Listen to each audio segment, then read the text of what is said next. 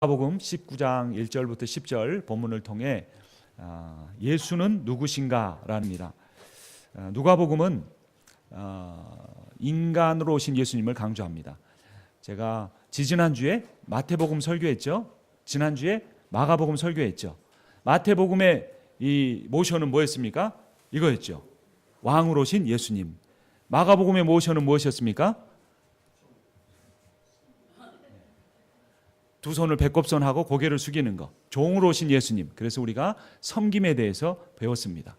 제자들이 서로 높은 자리에 가려고 했는데 예수님 그게 아니다.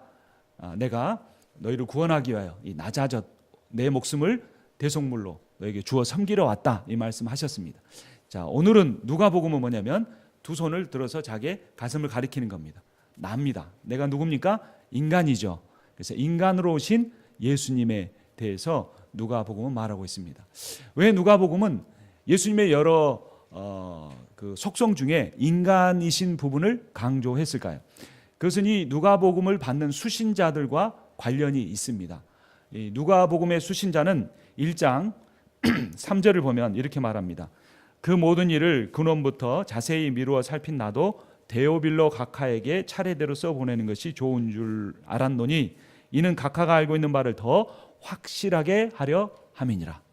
데오빌로, 테오필로스라고 하는 이 헬라인 그리스 사람입니다. 그리스 사람들은 이 철학과 이 종교가 발달한 사람이었습니다. 그래서 예수님에게 그 그리스 사람들에게 예수님이 실제로 역사 속에 실존했던 인물이다. 이 사실을 강조하려고 하는 겁니다. 그래서 누가복음에는 이 마리아의 수태고지나 예수님이 어렸을 때 모습에 대한 것을 다른 복음서들은 기록하지 않고 있는데 누가는 예수님의 인간의 모습을 강조하기 위해서 기록을 했습니다. 그래서 예수님은 인간을 구원하기 위하여 인간이 되러 오신 참 하나님에 대해서 말하고 있습니다. 그분이 이 세상에 오신 것은 잃어버린 자를 찾아 구원하기 위함입니다. 그래서 이 잃어버린 자를 찾아 구원하러 왔다는 이게 누가복음의 주제이면서 동시에 오늘 누가복음 18장 1절부터 10절은 누구 이야기입니까? 주일학교 때 여러분 삭개오 이야기 많이 들으셨죠? 키 작은 삭개오가 뽕나무 위에 올라간 거 그림으로도 이렇게 하고 선생님이 열심히 이렇게 재밌게 가르쳐 주셨던 내용이 생각이 납니다. 그래서 삭개오의 이야기의 주제도 뭐냐면 잃어버린 자를 찾아 구원하려고 한다 하는 그러한 내용입니다. 우리가 예수님은 우리를 구원하기 위해 우리와 같은 인간으로 이 땅에 오셔서 십자가에 죽으셨습니다. 그래서 우리도 예수님께서 인간에게 주시려고 한 이 영생이 무엇인지 알아야 합니다. 이 땅에서의 삶은 끝이 있고 그 뒤에는 천국과 지옥의 갈림길이 있기 때문입니다. 어떤 아이의 엄마가 죽었습니다. 그런데 그분이 이 딸도 그 엄마도 교회를 다녔으니까 목사님이 장례 예배를 집전을 했어요. 근데 아이가 한 10살이 채 못 됐습니다. 그런데 또랑또랑하는 눈망울로 예배를 인도한 목사님을 바라봅니다. 그 아이가 그 눈빛을 통해 말하고 하는 것은 왜 우리 엄마는 죽었어요? 우리 엄마는 어디 갔어요? 하나님은 왜 우리 엄마를 죽게 내버려뒀어요? 하는 그러한 질문이 느껴졌습니다. 그래서 목사님은 설교하면서 내가 이 아이에게 무엇인가 답을 주어야 할 텐데 하는 그런 기도하는 마음으로 임했습니다. 그리고 설교 중에 그 아이에게 이렇게 질문했습니다. 얘야, 갓난아기가 태어나면 왜 우는지 아니? 아이가 알 턱이 있습니까? 갑자기 장례식 때 무슨 이상한 질문을 하는가 어린 마음에도 그런 생각을 했겠죠. 잘 모르겠는데요. 그러자 목사님이 더 말했습니다. 아이가 엄마 뱃속에서 나오면 갑자기 추워지고 너무 밝은 곳에 나와서 놀라서 우는 거란다. 그래서 아이가 고개를 끄덕끄덕했습니다. 그런데 목사님이 또 질문했습니다. 그런데 그 아이가 그래서 춥고 너무 밝은 세상에 나오는 게 좋겠니? 아니면 엄마 뱃속에서 계속 있는 게 좋겠니? 라고 물었습니다. 그 아이가 잘 모르지만 엄마 뱃속에서 나오면 더 좋을 것 같아요 라고 대답했습니다. 그래 맞아. 그 아이가 태어날 때 너무나 놀라서 울기는 하지만 태어나는 게 더 좋지. 엄마 뱃속이 좋다고 그 안에 계속 있으면 그 아이도 죽고 그 엄마도 죽게 된단다. 그런데 그 아이가 이 세상에 태어나면 처음에는 놀라서 울지만 자라가면서 점점 건강하고 행복한 삶을 사는 거란다. 아이가 고개를 끄덕거렸습니다. 너도 엄마가 돌아가신 게 많이 슬프지. 하지만 네가 알아야 할 게 한 가지 있단다. 엄마는 지금 이 세상과 다른 또 다른 세상인 더 좋은 세상인 천국으로 가셨단다. 아이에게 엄마 뱃속이 너무나 좋지만 뱃속에서 나온 세상이 더 좋은 것처럼 이 세상이 좋지만 이 세상보다 더 좋은 천국에 가셨단다. 그래서 우리 모두가 다 엄마의 죽음이 너무나 슬픈 일이지만 사실 엄마에게는 잘된 일이란다. 그러니까 너도 이 장례식 때 많이 슬퍼하고 많이 울고 이 예배가 끝나고 나면 더 이상 슬퍼하지 말아라. 그 아이의 눈물을 흘리면서 고개를 끄덕끄덕 거렸습니다. 이 목사님의 설교가 끝났습니다. 장례식이 끝났습니다. 이 아이는 아기가 새로운 세상에 태어나는 것처럼 엄마도 천국으로 새로 태어나는 것처럼 천국으로 가셨다는 사실을 깨달았습니다. 그래서 아이는 엄마와 헤어져 사는 것이 너무나 슬프지만 엄마가 정말 좋은 천국에 있다는 사실과 나중에 자기도 천국에 가서 그 사랑하는 엄마를 만날 수 있다는 사실에 기뻐하며 그 슬픔을 견딜 수가 있게 되었습니다. 그래서 그 장례식에 그 어머니의 형제들, 그러니까 그 아이의 친척들이 여러 명이 참석했는데 그 아이가 슬픔을 극복하고 살아가는 모습을 보면서 그분들이 오히려 주님을 영접하고 신앙생활을 시작하게 되었다고 합니다. 나는 지금 죽어도 오늘 밤 죽어도 천국에 갈 수 있습니까? 나는 구원을 받았습니까? 바꿔서 말한다면 오늘 주님이 오라고 하신다면 주님이 저를 이제야 부르셨군요 하면서 기뻐하면서 천국에 갈 수 있겠느냐라는 것입니다. 오늘 설교 제목은 예수님은 누구신가입니다. 예수님이 누구신 줄 알면, 예수님이 이 땅에 오신 목적을 알면 우리가 이 세상을 살아가는 목적도 달라지고 이 세상을 살아가는 자세도 달라지고 천국에 대한 소망과 기쁨도 더 커지게 됩니다. 예수님은 누구신가? 그분은 세상에 잃어버린 자를 찾아 구원하기 위해 오신 분이십니다. 1절 말씀을 한번 같이 읽어보겠습니다. 함께 읽습니다. 예수께서 여리고로 들어가 지나가시더라. 예수님은 여리고 근처에서 맹인을 고쳐주셨습니다. 18장 바로 앞장이죠. 18장 35절을 보면 여리고에 가까이 가셨을 때 한 맹인이 길가에 앉아 구걸하다가 라고 합니다. 43절 우리 함께 읽겠습니다.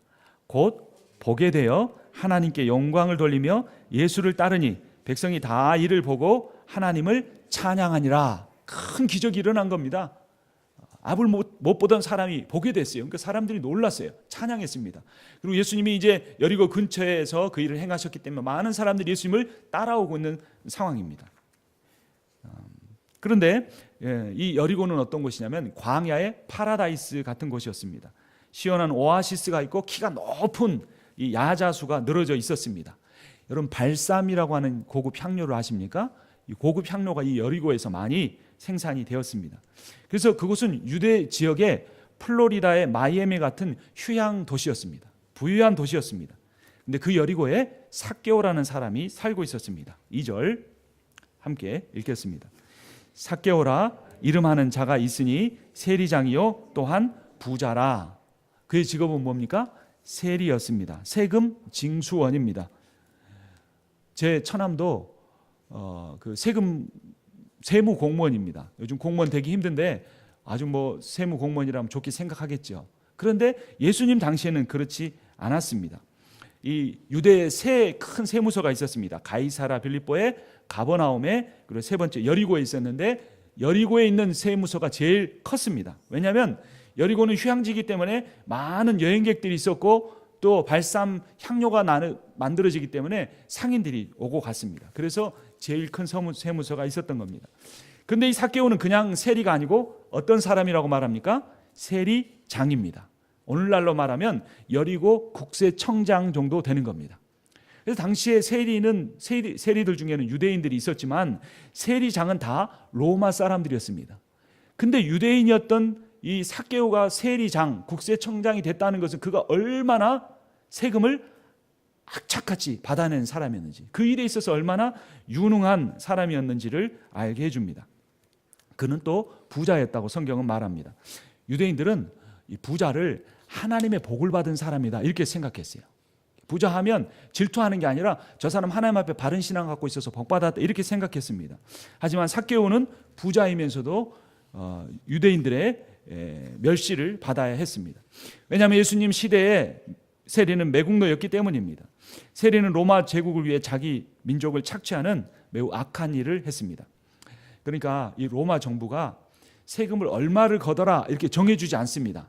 그리고 얼마를 나한테 바쳐라 이것만 정해줍니다. 예를 들면 100만 불을 이 여리고에서 올해 걷어라 그러면 이 세리장이 얼마를 걷든지 상관을 안 하는 겁니다. 그러니까 100만 불만 로마 정부에다 바치면 200만 불을 걷어도 상관하지 않는 겁니다. 그러니까 그때 이 세리나 세리장이 어마어마하게 많은 돈을 걷어들여서 일정한 금액만 로마 정부에 갖다 주고 그 돈을 다 가지려고 한 것입니다. 그래서 당시 유대인들은 세리를 창녀보다 더 천하게 여겼습니다. 그래서 이스라엘에서 거지는 이 자존심이 있어서 세리가 주는 그 돈은 거지도 받지 않았다고 합니다. 국수의 천장인 삭개오는 넓은 집에 살았습니다. 좋은 말을 타고 다녔습니다. 화려한 옷을 입었습니다. 맛있는 음식을 먹었지만 사람들의 비난 때문에 그는 행복하지 못한 인생을 살았습니다. 여러분, 삭개오라는 이름의 뜻이 무엇인지 아십니까? 의로운 자입니다. 유대 신앙의 근거에서 의로운 자. 부모가 어떤 마음으로 그런 이름을 지어 주었겠습니까? 하지만 삭개오는 정반대의 삶을 살아야 했습니다. 그래서 삭개오가 놀라운 소식을 들었습니다. 예수라는 분이 계신다라는 것입니다. 그 예수님을 삭개오는 보고 싶었습니다. 이 삭개오가 보고 싶어하는 그 내용 3절 한번 같이 읽겠습니다. 그가 예수께서 어떠한 사람인가 하여 보고자 하되 키가 작고 사람이 많아 할 수 없어. 여기서 어떠한 사람인가 하여 보고자 하다, 이게 헬라어 시제로 미완료입니다. 미완료는 계속되는 마음이나 태도나 행동을 말하는 거예요. 그러니까 삭개오가 훨씬 전부터 예수님에 관한 소식을 듣고 예수님을 만나고 싶어 했던 거예요. 왜냐하면 누가복음 5장 17절에 보면 그 예수님께서 레위 즉 마태를 예수님의 제자로 부르셨기 때문이에요. 이 마태의 직업이 무엇이었습니까? 세리였어요. 또 누가복음 5장 31절을 보면 이렇게 말합니다. 예수께서 대답하여 이르시되 건강한 자에게는 의사가 쓸데없고 병든 자에게라야 쓸데있나니 내가 의인을 부르러 온 것이 아니요 죄인을 불러 회개시키러 왔노라 라고 했습니다. 그래서 예수님은 이 큰 잔치에 참여할 때마다 세리나 창녀나 죄인들을 불러서 그들과 함께 먹고 마신다, 그들을 구원하신다라는 소식을 들었기 때문에 세리 삭개오는 예수님을 이전부터 너무나 만나고 싶어 했던 겁니다. 하지만 우리가 방금 읽은 대로 세리는 무엇 때문에 예수님을 제대로 볼 수가 없었습니까? 키가 작고 사람이 많았다라는 겁니다. 이 심리학자들에 의하면 남자는 키와 능력을 자신의 자존감의 기준으로 삼는다고 합니다. 여자는 외모와 몸무게를 중요하게 여긴다고 합니다. 성경적이지 않죠. 잘못된 것입니다. 근데 고대 사회에서도 그랬는가 봅니다. 사실 돈이야 벌려고 하면 벌 수 있지만 키는 더 높일 수 있습니까? 없습니까? 요즘 같으면 키 높이 구두를 신어서 좀 높일 수 있을 텐데 옛날 시대에 그런 게 어디 있었겠습니까? 할 수가 없는 거죠. 그래서 누가는 삭개오가 예수님을 볼 수 없었다고만 말하는 게 아니라 키가 작아서 볼 수 없었다는 사실을 강조합니다. 그 이유는 삭개오의 키가 그의 인생에서 열등감의 원인이었을 수도 있다는 사실을 강조하는 겁니다. 삭개오도 키가 작아서 사람들에게 무시당하는 인생을 살았을지도 모릅니다. 어찌 보면 그가 악착같이 돈을 모았던 이유도 외모에 대한 열등감을 극복하기 위해서였을 것입니다. 어쨌든 지금 이 순간 삭개오는 작은 키 때문에 주님을 볼 수가 없었습니다. 우리가 주님을 만나려고 할 때마다 우리에게 장애물이 나타나는 것을 경험합니다. 그 장애물은 자신의 연약함과 다른 사람들의 방해입니다. 사람들이 너무나 많아서 삭개오는 예수님을 볼 수가 없었어요. 그러나 만약 우리에게 믿음이 있다면, 우리에게 열심이 있다면, 내가 하나님을 보고야 말겠다, 예수님을 만나고야 말겠다, 예수님을 통하여 내가 기도하고 내 인생의 문제를 해결받게 말겠다는 마음이 있으면 그 장애물을 건너 뛰어넘을 수 있는 겁니다. 내 안에 있는 장애와 주변 사람들의 방해에도 불구하고 예수님을 만날 수가 있습니다. 삭개오도 그렇게 했습니다. 4절 말씀, 삭개오가 어떻게 했는지 한번 보겠습니다. 함께 읽습니다. 앞으로 달려가서 보기 위하여 돌 무화과 나무에 올라가니 이는 예수께서 그리로 지나가시게 되밀어라. 옛날 성경에는 뽕나무라고 되어 있는데 지금 보니까 돌 무화과 나무로 바뀌었습니다. 어떤 나무인가는 중요하지 않죠. 근데 중요한 건 뭡니까? 삭개오가 어떻게 했다는 거죠? 앞으로 어떻게 갔습니까? 그냥 갔습니까? 달려갔습니까? 달려갔어요. 삭개오가 그 여리고 국세청장 정도 됐으면 나이가 어떻게 됐겠습니까? 한 40대, 많으면 50대 정도 됐겠죠. 이 유대인 사회에서 중년 이상의 사람이 달리는 것은 있을 수 없는 일입니다. 옛날 양반들이 이 갓쓰고 뛰어가는 일은 있을 수 없었던 것과 같은 모습입니다. 그러나 삭개오는 달려갔습니다. 그런데 더 있을 수 없는 일이 있습니다. 어떻게 했습니까? 돌 무화과 나무 위로 올라갔습니다. 그가 부자였다면 삭개오가 말랐을까요? 뚱뚱했을까요? 여러분, 제가 어렸을 때는요, 드라마에 사장님들이 나오시면 항상 뭐가 어느 정도 나오신 분이었어요? 배가 나오신 분이에요. 또 머리가 어떻게 되셨습니까? 좀 벗겨지신 분들이 꼭 사장님으로 나왔어요. 근데 요즘 사장님들이 그렇습니까? 날씬한 몸매에 수트 입고 머리 멋지게 하는 그러한 CEO들이 나오죠. 근데 고대 사회에서 부유했기 때문에 잘 먹었을 거고 이렇게 좀 살이 쪘을 겁니다. 그런 모습으로 뛰어가는 삭개의 모습을 상상해 보십시오. 그런 배 나온 모습으로 그 돌무화과 나무 위에 올라가서 예수님을 보겠다고 끙끙대며 올라가는 삭개의 모습을 생각해 보십시오. 사람들이 한두 명씩 쳐다보기 시작할 텐데 참 쉽지 않은 일이었을 겁니다. 그럼에도 불구하고 그가 예수님을 꼭 보고야 말겠다고 그 나무 위로 뛰어가서 나무 위로 올라간 이유는 무엇이었을까요?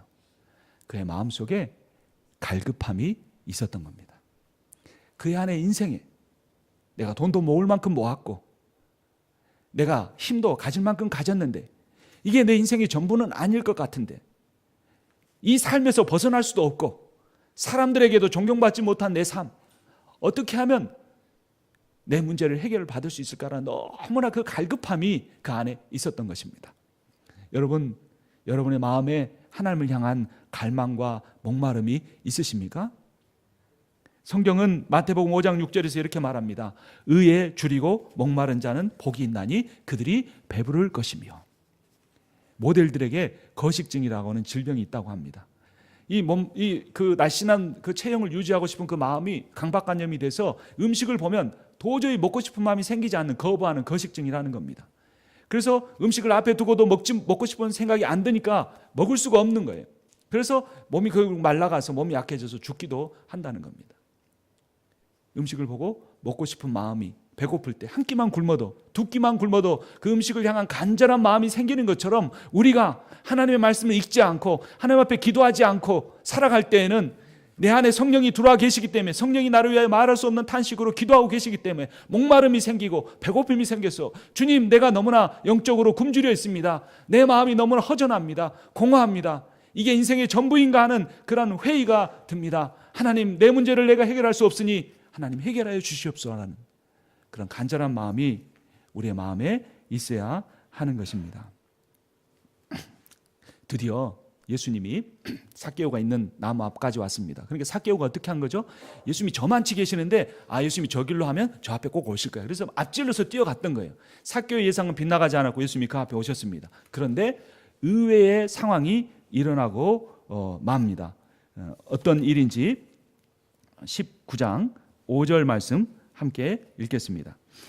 예수께서 그곳에 이르사 쳐다보시고 이르시되 삭개오야 속히 내려오라 내가 오늘 너의 집에 유하여야 하겠다 하시니. 그래서 예수님이 그 나무 앞에 오자 딱 멈춰 서시는 겁니다. 그리고 그 나무 위를 보면서 삭개오를 쳐다보는 겁니다. 상황이 이렇게 될 줄 어떻게 삭개오가 알았겠습니까? 얼굴이 붉어지기 시작합니다. 그러니까 예수님이 그 나무를 쳐다보니까 그 많은 군중도 다 어디를 쳐다보겠어요? 삭개오, 나무 위에 올라가 있는 삭개오를 쳐다보는 겁니다. 그래서 사람들이 수군거리기 시작하고 얼굴이 화끈화끈 달아오르기 시작합니다. 그런데 예수님이 또 말씀하십니다. 삭개오야 속히 내려와라 라고 말씀하는 겁니다. 삭개오의 집을 찾아가겠다고 말씀하시는 겁니다. 예수님은 삭개오를 알고 계셨습니다. 삭개오의 이름을 어떻게 아셨을까요? 누가 가르쳐 주었을까요? 그렇지 않습니다. 예수님은 그 여리고를 방문할 때 그 전부터 삭개오의 이름을 알고 계셨습니다. 아니, 예수님이 여리고를 방문하신 그 목적 자체가 삭개오를 만나기 위해서였습니다. 아니, 예수님이 이 땅에 내려오신 그 목적 자체가 하늘 보좌를 버리고 이 땅에 오신 목적 자체가 삭개오와 같은 연약한 사람, 자신의 문제를 자신의 힘으로 해결할 수 없어서 의에 줄이고 목말랐지만 그 영적인 배부름을 채우지 못해서 굶주리고 고통받는 우리를 구원하기 위하여 이 땅에 오셨다는 것입니다. 예수님은 삭개오에게 그의 문제를 해결한 뒤에 나무에서 내려와라 이렇게 말씀하지 않았습니다. 예수님은 삭개오야, 네가 회개하고 잘못을 다 뉘우치고 나면 내가 너의 집을 방문하겠다 말씀하지 않으셨습니다. 예수님은 삭개오가 지금까지 얼마나 악하게 살아왔는지 그의 이름을 알고 계신다는 걸 보면 잘 알고 계셨을 것입니다. 그런데 주님은 죄인인 삭개오를 그대로 내려오라 하셨고 그를 있는 모습 그대로 받아주셨습니다. 여러분, 우리 주님은 나를 있는 모습 그대로 사랑하십니다. 주님은 나의 갈급함을 내가 느끼고 있든지 못 느끼고 있든지 나의 영적인 목마름을 알고 계시고 그것을 채워주시기를 원하십니다. 물질로도 사람의 위로로도 어떤 일의 성취로도 가질 수 없는 오직 하나님의 영으로만 느낄 수 있는 그 하늘의 큰 복을, 그 하늘의 큰 위로와 기쁨과 평안을, 놀라운 은혜를 주님은 이 시간 나에게 채워주시기 원하십니다. 원하는 자, 구하는 자, 찾는 자의 것을 채워주시겠다고 주님은 약속하셨습니다. 예레미야서 29장 11절부터는 이렇게 말씀합니다. 여호와의 말씀이니라. 너희를 향한 나의 생각을 내가 아나니 평안이요 재앙이 아니니라. 너희에게 미래와 희망을 주는 것이니라. 너희가 내게 부르짖으며 내게 와서 기도하면 내가 너희들의 기도를 들을 것이요 너희가 온 마음으로 나를 구하면 나를 찾을 것이요 나를 만나리라. 하나님을 간절히 찾고 구함으로써 주님을 만나시는, 주님이 주시는 놀라운 평안과 기쁨을 누리시는 여러분들이 되시기를 주님의 이름으로 축원합니다. 주님은 우리를 다 아십니다. 낱낱이 아십니다. 근데 우리의 모든 것들을 다 사랑하십니다. 주님 우리와 동행하기를 원하십니다. 삭개오가 예수님의 말씀을 듣고 급히 나무에서 내려옵니다. 그는 즐거워했습니다. 그리고 주님을 영접합니다. 6절 말씀 우리 함께 읽겠습니다. 급히 내려와 즐거워하며 영접하거늘. 구원이란 주님을 영접하는 것입니다. 거룩하신 하나님의 아들인 죄인 삭개오의 집에 찾아오셨습니다. 예수님은 유대인이 상종하지도 않는 세리의 집에 들어가서 식사를 하셨습니다. 사람들은 자기가 죄인이면서도 삭개오를 죄인이라고 정죄했지만 예수님은 의인이셨지만 삭개오를 죄인이라고 정죄하지 않으시고 그를 받아주신 것입니다. 세 번째, 마지막으로 예수님은 잃어버린 자를 변화시키시는 분이십니다. 예수님을 자기 집으로 영접하고 받아들이고 잔치를 벌인 삭개오는 놀라운 결단과 고백을 합니다. 8절에 뭐라고 말하는지 우리 함께 읽어보겠습니다. 삭개오가 서서 주께 여짜오되 주여 보시옵소서 내 소유의 절반을 가난한 자들에게 주겠사오며 만일 누구의 것을 속여 빼앗은 일이 있으면 내 갑절이나 갚겠나이다. 아멘. 평생을 돈만 바라보고 살아온 인생입니다. 그런데 절반을 딱 잘라서 가난한 사람들에게 나눠주겠다고 했습니다. 있을 수 없는 일입니다. 또 뭐라고 말합니까? 내가 누구의 것을 속여서 빼앗은 일이 있으면 내 갑절이나 갚겠나이다. 저는 이전에는 이 본문이 이 삭개오가 재산 반만 나눠주고 끝나는 이야기인 줄 알았어요. 근데 주석을 살펴보니까 이 만일이라는 것은 가정법이 아닙니다. 확실한 사실에 대한 조건을 말하는 겁니다. 내가 다른 사람의 것을 속여서 빼앗은 일이 있습니다. 그러므로 내가 그 사람들을 일일이 찾아가서 4배씩 갚겠습니다 라고 말한 겁니다. 당시의 율법에 의하면 내가 누구의 재산에 피해를 입히면 20%만 더해서 주면 됩니다. 그러니까 원금 플러스 20이니까 120%만 주는 거예요. 근데 단 한 가지, 남의 것을 도둑질해서 간 경우에는 그 사실이 밝혀지면 그 도둑질한 것의 4배를 그 사람에게 갚아줘야 했습니다. 삭개오는 자기의 인생이 남의 것을 도둑질하는 인생이었다는 것을, 자기 동족을 착취하는 일이었다는 것을 주님 앞에 인정한 겁니다. 예수님을 만나고 나니 그 앞에 엎드려 주님, 저는 강도와 같은 자입니다. 저는 도둑과 같은 자입니다. 그런 저를 위하여서 예수님께서 이 땅에 오시고 저희 집을 찾아오셔 주셨으니 저는 회개합니다. 제 삶을 모두 다 고치겠습니다라고 주님 앞에 결단했습니다. 여러분, 구원받은 자의 삶은 달라집니다. 마음으로만, 감정으로만, 눈물만 흘리는 것이 아니라 예수님을 정확하게 만난 사람의 삶의 목적이 달라지고 방향이 달라지고 추구하는 것이 달라지게 됩니다. 돈을 위해서라면 어떤 악한 일도 서슴지 않았던 삭개오가 예수님을 만나고 변화되었습니다. 삭개오가 돈을 바쳤기 때문에 구원을 받은 것이 아니고 그가 진짜 구원을 받았기 때문에 그 돈을 다른 사람들에게 돌려줄 수가 있었던 겁니다. 구원을 받은 사람의 첫 번째 특징은 더 이상 돈의 노예로 살지 않는 것입니다. 구원받은 사람은 더 이상 두 주인을 모시지 않습니다. 돈과 예수님을 너희가 함께 섬길 수 없다고 주님께서 말씀하셨듯이 인생의 주인이 돈에서 하나님으로 바뀝니다. 그리스도인 되는 것은 취미생활이 아닙니다. 예수님을 믿는다는 것은 종교생활을 하는 것이 아닙니다. 신앙생활은 영원한 목숨이 왔다 갔다 하는 무서운 영적 전쟁에 참여하는 일입니다. 그것은 사단의 편에서 하나님의 편으로 투항하고 돌아와서 그리스도의 군사가 되어서 싸우는 것입니다.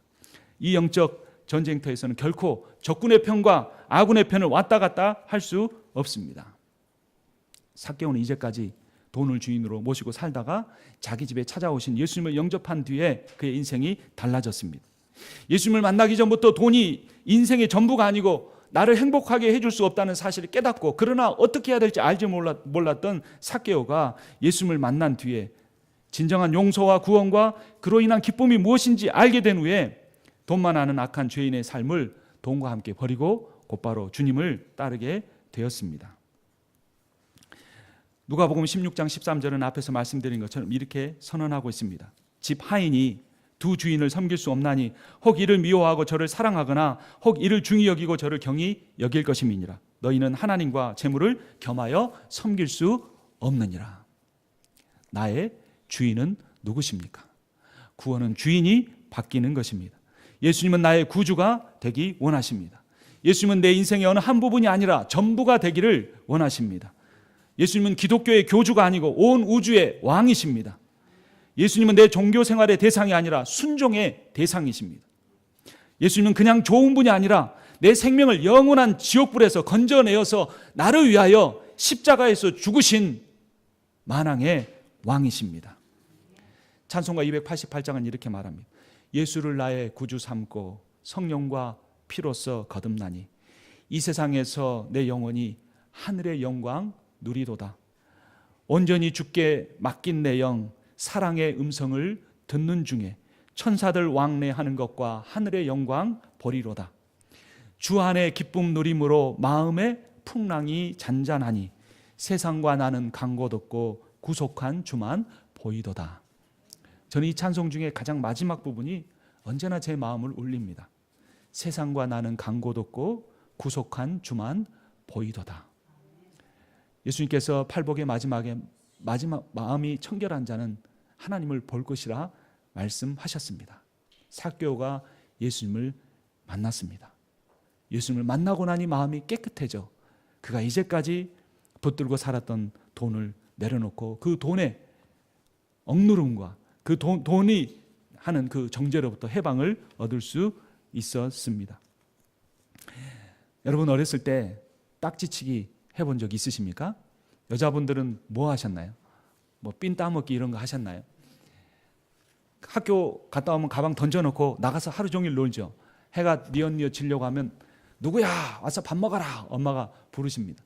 그런데 아이들이 들어가려고 합니까? 안 들어가려고 합니까? 안 들어가려고 합니다. 도망다니고 조금이라도 더 놀려고 하는 거죠. 그런데 그 아이들 중에 밤이 새도록 밖에서 노는 아이들이 있습니까? 없습니다. 결국엔 집에 갑니다. 왜 그렇죠? 친구들하고 노는 것도 좋지만 결국 내가 사는 곳은 내 집이다. 나를 먹여주고 나를 입혀주고 내게 사랑을 베풀어주는 사람은 내 엄마다. 아는 거니까 좀 버티지만 결국 집으로 돌아가는 것입니다. 자기가 아무리 많이 모았던 딱지도 아무리 많이 모은 핀도 소용없다는 걸 아는 겁니다. 잠깐의 즐거움이라는 걸 아는 겁니다. 이 세상의 삶이 그렇습니다. 비즈니스 딱지치기하고 직장생활 핀 따먹기 하다가 주님이 부르시면 우리 아버지의 집으로 가야겠다 하면서 돌아가는 것이 우리의 인생입니다. 죽음을 체험하는 프로그램이 있다고 합니다. 조그만 어두운 방이 있습니다. 방 안에 영정사진이 있습니다. 이렇게 검은색으로 이렇게 리본이 되는 영정사진이 있습니다. 가서 그 앞에 서게 됩니다. 근데 거기에 사람 얼굴은 없고 거울만 있습니다. 딱 비춰보니까 누구 얼굴이 있습니까? 자기 얼굴이 있는 겁니다. 깜짝 놀라죠. 그러고 나서 그 옆에 보면 관이 있습니다. 그리고 그 관에 들어가기 전에 여기 조그만 이 스탠드가 있어서 거기서 유서를 쓰게 됩니다. 유서를 다 써놓습니다. 아내에게 하고 싶은 말, 남편에게, 자녀에게 하고 싶은 말을 씁니다. 그리고 관에 들어갑니다. 유서의 내용의 대부분은 그들의 인생에서 진짜 중요한 일을 하지 못하면서 살아온 것에 대한 후회와 미안함이 많이 묻어 있다고 합니다. 여보, 나와 함께 해줘서 고마워. 다시 태어나면 당신과 더 많은 시간 보내고 더 잘할게. 미안해, 사랑해. 아들아, 딸아, 미안하다. 다음 생에서는 너와 더 많은 시간을 보낼게. 이런 이야기들이 대부분이라는 겁니다. 사람들이 다 알고 있습니다. 내 인생의 진짜 목적은 이것이 아닌데, 정말 중요한 것은 따로 있는데 알면서도 뭔가의 힘에 이끌려서 그것에 붙잡혀서 그것을 놓지 못하고 그것에 끌려가는 삶을 살고 있습니다. 우리 주님이 그 사실을 아시기 때문에, 우리가 우리 스스로 구원에 이를 수 없다는 걸 아시기 때문에 그 하나님의 아들이 하늘 영광스러운 보좌를 버리시고 이 땅에 오셔서 인간이 되셨습니다. 내가 세상에 온 것은 잃어버린 자를 찾아 구원하려 하심이라는 누가복음 19장 10절의 말씀처럼 하나님은 잃어버린 나를, 잃어버린 아들인 나를, 잃어버린 딸인 나를 사랑하셔서 구원하기 위해 이 땅에 인간이 되어서 오셨습니다.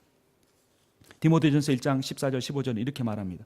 우리 주의 은혜가 그리스도 예수 안에 있는 믿음과 사랑과 함께 넘치도록 풍성하였도다. 밑보다 모든 사람이 받을 만한 이 말이여, 그리스도 예수께서 죄인을 구원하시려고 세상에 임하셨다 하였도다. 죄인 중에 내가 괴수니라. 마지막의 고백. 내가 죄인 중에 괴수인데 주님은 죄인을 구원하러 오셨으니 자기가 죄인이라는 것을 선포하고 부끄러워하지 않냐고 주님을 향해 달려가는 사도 바울의 마음이 이 구절에 담겨져 있습니다. 주님은 삭개오의 죄를 용서하시고 그의 집에 들어가 그와 함께 먹고 마셨습니다. 이 시간 나를 사랑하여 이 땅에 오셨던 주님은 내 안에 들어와 나와 먹고 마시기를 원하십니다. 여러분, 인생이 얼마나 외롭고 힘듭니까? 이민생활은 또 얼마나 많은 스트레스와 어려움이 있습니까? 내가 간절히 원하지만 이루지 못했던 그 일 때문에 내가 얼마나 그것 때문에 상처받고 그 일에 억눌려 있습니까? 그러나 이것은 다 궁극적인 실제가 아니고 영원한 것이 아닙니다. 영원한 것은 오직 살아계신 하나님이시고 우리를 위하여 이 땅에 오셔서 십자가에 죽고 부활하신 우리 주 예수 그리스도 뿐입니다. 그분을 내가 진실로 영접하고 그분과 동행하여 살면 내가 어떤 어려움 가운데 있다고 할지라도, 내가 어떤 고난 가운데 있고 아픔 가운데 시련 가운데 있다고 할지라도 우리 마음속에 나를 사랑하신 주님으로 말미암은 기쁨과 평안과 은혜를 잃지 않고 모든 일에 당당하게 맞서며 승리하는 삶을 살 수 있을 것입니다. 마지막 찬송가 331장은 이렇게 고백합니다. 나 죄의 길에 시달려 주여 이제 옵니다. 뉘우치는 눈물로 주여 옵니다. 죄에 매여 고달파 주 크신 사랑 받고자 주여 옵니다. 병든 마음을 고치려 큰 힘과 소망 바라고 주여 옵니다. 날 위해 죽임당하신 주 예수 바라고 옵니다. 이 시간 주님 앞에 나아가 주님을 깊이 영접하고 그분과 동행하는 삶을 사시는 여러분과 제가 되기를 주님의 이름으로 축원합니다.